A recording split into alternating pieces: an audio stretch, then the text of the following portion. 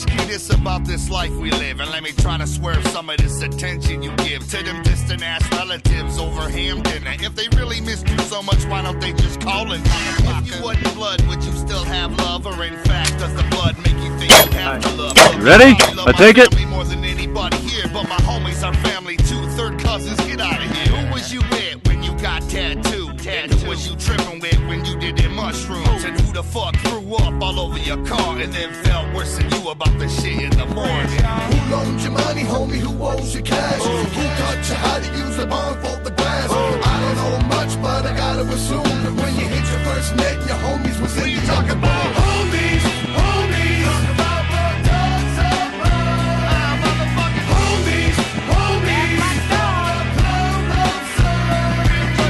homies, homies. Talk about what dogs are homies, homies.